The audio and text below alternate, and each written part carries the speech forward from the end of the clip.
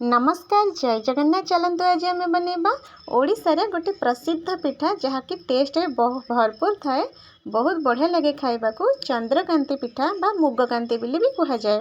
चलतु बनवा मु गोटे बड़ बाउल रे गोटे मुग 4-5 घंटा बतुरे रखी आ गोटे छोट बाउल रे अल्प 4 भागरू गोटे भाग मु चाउल को बतुरे रखी ताकू गोटे ग्राइंडिंग जार नहीं कि भलसे एमती पेस्ट बनी आनिबा।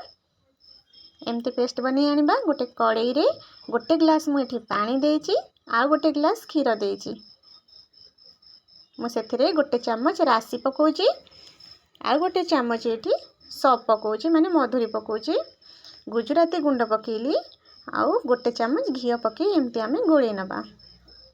एमती गोले नबा बहुत बढ़िया लगे पिठाटी।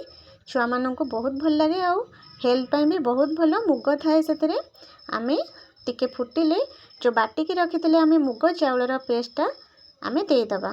देकी आमे जेमती सबू जंतुणी जंतु ना ताको एमती आमे जंतीबा।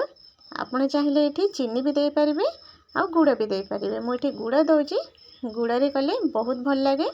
तो गुड़ देकी आमे एमती जंतुणीटा को भल से जंतीबा, सुखिला हवा जाए जंतीबा। मु ये टिके लुण पकाउची। लुण पकेले कौन होय कि आमे जो चीनी पिठा करूँ कि मुग मिठा पिठा तो थाए, चीनी पकेले लुण पकेले तार टेस्टा आहुरी बढ़िया लगे। से मु लुण पकईची। ये कलर पाई टिके मु गोटे पिंच हलदी पकईथी, देखा भूली जाइए। तो हलदी पकेले कलरटा बहुत बढ़िया देखा जाए। तो एमती आमर जंतणी प्रस्तुत हो गले गोटे थाली रे घी लगेदबा। घी लगेकी एमती जंतणी के आमे स्प्रेड कर नबा हाथ रे। तापरे राशि देदबा। ठंडा हेबा परे एमती पीस पीस करी आमे काटी नबा। चाकुरी एमती पीस पीस करी काटी नबा। देखो केते सुंदर देखा जाउची।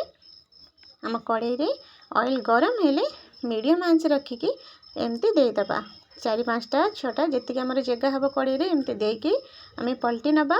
देखंतु केते सुंदर भाबरे गोल्डन ब्राउन कलर हेले एमती सबतक आमे छाणी नबा। आपण मानक जदि मो रेसिपी पसंद आसी ताले लाइक शेयर सब्सक्राइब करने को बिल्कुल भी भूलिबेनी। देखंतु केते सुंदर देखा जाउची। मो पुओ को तो ये बहुत पसंद। आपन को जदि पसंद लगे ताले लाइक शेयर सब्सक्राइब निश्चिंत करेंगे। रहुची जय जगन्नाथ।